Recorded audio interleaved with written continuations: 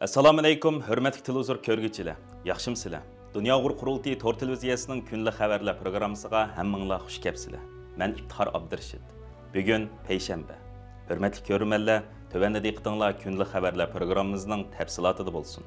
Dunyo qurultiyi 5-fevral G'ulji inqilobining 28 yilligi munosabati bilan 23-yanvar kuni maxsus chaqiriqnoma e'lon qilib, har qaysi ellardagi tashkilotlarimizni, siyosiy faoliyatchilarimizni va Sharq Turkistonlik qarindoshlarimizni 5-fevral G'ulji inqilobining 28 yilligi munosabati bilan o'zlari turishliq davlatlarda turli shaklga xotirlash va norozilik faoliyatlarini o'tkazish orqali G'ulji shahidlarini yod etishga va bu fursatdan foydalanib Xitoyning Sharq Turkistonda Uyg'urlarni asos qilgan Turkiya xalqlariga qarata rəhimsizlarcha yurgizayotgan irqiy qirg'inchiligi va insoniyat qarshi jinoyatlarga, shundaqla Xitoyning chet ellardagi Uyg'urlarga qaratgan chegara halqagan bostirish qilmishlariga qarata keng ko'lamlik norozilik harakat qo'zg'ashga chaqirdi. Dunyo Uyg'ur qurultiyining raisi Turg'unjon Alovdin apandimning nomida e'lon qilingan mazkur chaqiriqnomaning to'liq teksti tovandikicha. Aziz qarindoshlar, Vatanimiz Sharq Turkistonning yaqinqi zamon tarixidagi zo'r siyosiy hodisalarning biri hisoblangan va 1997-yili yuz bergan 5-fevral G'ulji inqilobining 28 yillik xotir kuni kelish oldida turmoqda.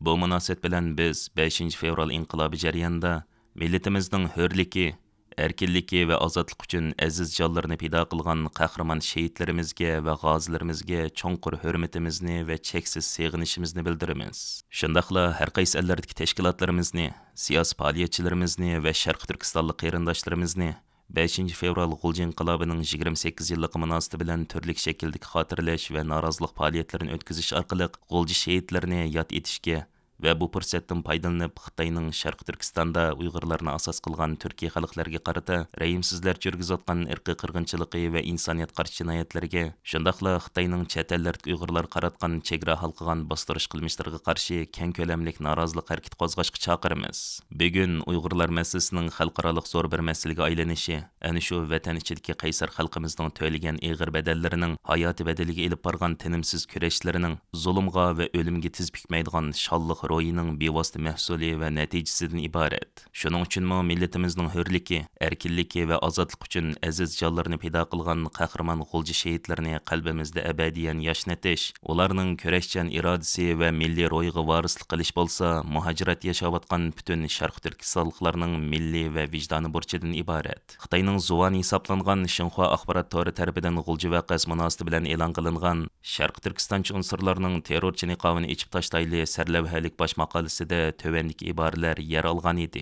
To'polonchi unsurlar Xitoylarni qo'g'lab chiqarayli, tutib ketilganlar qo'yib berilsin degandek shuarlarni to'lab, hukumatimiz tarafidan ularga tarqitib berilgan salohiyat guvohnomasi, nopos daftari, shopirlik kenishkis qatorliqlarni bir-birlab ko'ydirishga boshladi. Eng radikal ifodasi shuki, xili ko'plari yurib ketib etib, Xitoylarning kiyimini kiymaymiz deb vaqirishib, ustidagi kiyim-kechaklarni silib tashlashga boshladi. Bu 2-ayning 5-kuni bo'lib, chag'anga 2 kun, ro'ziyatga bo'lsa 5 kun qolgan qahirton sovuq kuni edi. Ba'zilar hatto butun kiyimlarini silib tashlab, yalang'och holda olg'a qarab yurishga boshladi. Yuqorqi ifodalar bo'lsa, kommunist Xitoy hokimiyatining 5-fevral G'ulji voqeasini paydo qilgan atalmish Sharq Turkiston terrorchilar haqida to'plagan komediyalik dalil isbotlardan iborat edi. Amaliyotda bo'lsa bular Uyg'ur xalqining Xitoyning hokimiyati ostida yashashni va milliy mavjudliklarini yo'qotib qo'yishni xohlamaydiganligining isbotidan boshqa narsa emas edi. Ularning qahriton sovuqda kiyim-kechaklarni silib tashlaganligi Xitoy hukumatining bayonlarida yer olganda qandoqdir radikallikning ifodasi emas, balki Uyg'ur xalqining milliy irodasining kuchlik ham qat'iyligining ifodasidan boshqa narsa emas edi. Ammo Xitoy hokimiyati bo'lsa bu harakatga bergan bahosini o'zining siyosiy ehtiyojiga mos keltirib o'zgartib bormoqda. Masalan, Xitoy hokimiyati dastlabida tamoman siyosiy va ommaviy tusini olgan bu harakatni urush, chiqish va bulash tusini olgan odatki jinoiy ishlar delos qilib ko'rsatishga tirishgan bo'lsa, Amerikada yuz bergan 11-sentabr voqeasidan keyin yuqorqi talaffuzni o'zgartib, uni qandoqdir zo'r ham murakkab xalqaroliq orqa ko'rinishlarga ega qilib, bu harakatni xalqaro terrorchilikning bir partisi qilib ko'rsatishga urindi va shuningdan buyon xalqarada e'lon qilgan barliq axborot va bayonotlarda 5-fevral harakatini atalmish Sharq Turkiston terrorchilarining terrorlik qilmishlarining isbot sifatida bozorga silib keldi.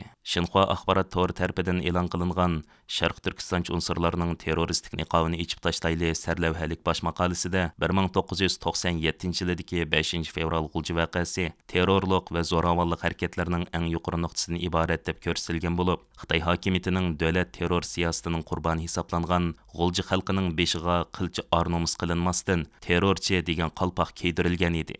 Aziz qarindoshlar, ayni chaqda Qaysar g'ulji xalqi 0 dan töven 30 graduslik qahratan sovuqqa va mustabid Xitoy hokimiyatining miltiq zambiraklariga pisand qilmay, mardonlarcha ko'kirkini kerib maydonlarga to'kilib, o'zlarining erkinlik va hurlik bo'lgan tashnaligini va o'zlariga bitmas tugimas balay ofatlarni elib kelgan tajovuzchi Xitoy hokimiyatiga bo'lgan noroziliklarni butun dunyoga namoyon qilishgan edi. Şoňa biz muhajirat yaşawatgan Şarq Türkistonliklar vatan ichidagi botir azmatlarimizning qahramonlik jasoratidan o'rnak ilib, ezilayotgan va qirilayotgan xalqimizning dod-faryodlarini dunyo jamoatchiligiga tuyg'uzish uchun teximiz zo'r fidokorlik ko'rsatishimiz lozim. Bütün aziz şehitlerimizning ro'yi shod bo'lsin. Reuters agentligining 21 yanvardagi xabarda aytilishicha, Amerika prezidenti Donald Trump shu kuni muxbirlarga so'z qilib, 2025-yili 1 fevraldan boshlab Xitoydan keladigan tovarlarga 10% tamojna jazosi e'lon qilishni muzokara qilayotganligini bildirgan. U buning sababi haqida to'xtalib, Xitoy hozirmi Meksika va Kanada orqali g'oyat zo'r miqdordagi fentanilni Amerika tavasiga yo'llayotidi degan. Prezident Trumpning so'zi tezdan Xitoy tarafini jiddiylashtirayotganligi ma'lum. Xitoy Tashqi ishlar ministrligining bayonotchisi Mauning muxbirlarni kutib olish yig'inida bu haqdagi savollarga javob berib, biz har vaqt Amerika taraf bilan suhbatlashishni, shu orqali farqlarni tugatib, o'rtaq manfaatdagi hamkorlikni kuchaytirishni xohlaymiz degan. Shuningdek, o'zlarining Amerika bilan muqim va uzun muddatli hamkorlik o'rnatishni istaydiganligini bildirgan. Ammo ular yana buning qo'shimcha qilib, Xitoy har qachon o'zining davlat manfaatini mustahkam holda himoya qiladi degan. Bu qatimqi tamojna beji qo'yildi davlatlar qatorida Yevropa ittifoqi va Kanada bor bo'lib, Oqsaroyning savdo maslahatchisi Peter Navarro bu vaqtda to'xtalib, buningdagi asosli maqsad qonunsiz ko'chmanlar va fentanilning izchil Kanada va Meksika orqali Amerika tavasiga o'tish masalasiga chek qo'yish degan. Prezident Trump saylan mezgilida Xitoydan kelayotgan fentanilning Amerika xalqini zaharlashda bekmi qabohatli rol o'ynayotganligini alayda ta'kidlagan hamda Navada saylamda yengib chiqsa, bu masalani tezdan hal qilishga tirishadiganligini bildirgan edi. Navbatda bu masalaning tamojna beji bilan bog'lanishi o'sha va'daning dastlabki qadamda ishga eshishi deb qaralmoqda. Merkezi Germaniyaning München shahrida bo'lgan Uyg'ur madaniyat ma'rif birligi tashkiloti 20 yanvar kuni o'tkazgan faoliyatlari to'g'riliq o'zlarining tor sahifasida mundaq bayonlarga o'rin bergan. Bugun Qahirton ayining 20 kuni Germaniya Uyg'ur madaniyat ma'rif birligi München shahrida o'tkazilgan madaniyat beg'i faoliyatiga qatnashib, ma'rif, taom madaniyati, kiyim-kechak madaniyati va usul san'at qatorliq jihatlarda keng ishtirokchilarni hayrat qoldirdi.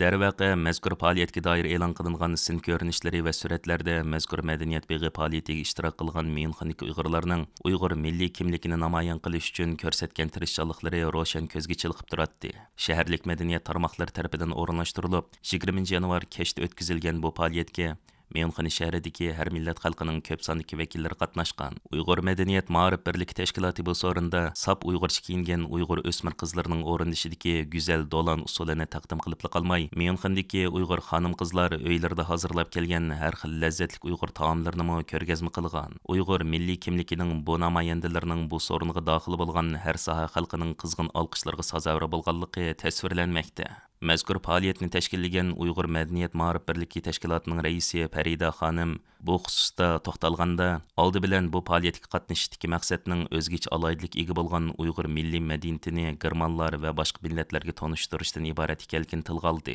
Farida xonim so'zida yana Uyg'ur usullari va rangdor Uyg'ur taomlarining so'rin ahlining madiyalariga erishganligini va hukumat doiralarining faoliyatdan keyin o'zlariga alohida rahmat xatlari avatganligini ta'kidladi. Uyg'ur madaniyat ma'rif birligi tashkiloti tarkibidagi Uyg'uriya maktabining o'qituvchilaridan Abida xonimning bildirishicha, ular faoliyat asnosida o'z maktabida o'qiyotgan 100 dan ortiq Uyg'ur o'smirlarni yillardan buyon Uyg'ur ona tili, madaniyati, san'ati, tarixi va coğrafiyasi qatorliq sohalarda tarbiyalayotganligini keng tomoshabinlarga tonishtirib o'tgan. 2018-yili Germaniyaning Myunxen shahrida qurilgan Uyg'ur madaniyat ma'rif birlik tashkiloti hamda uning tarkibidagi Uyg'ur maktabi markaziy Myunxen shahridagi Dunyo Uyg'ur qurultiyi va Myunxendagi har soha mashrab ahlining yaqindan qo'llashiga erishib kelayotgan bo'lib, ular turlik madaniy va ijtimoiy faoliyatlarda o'zaro hamkorlashishni davomlashtirmoqda.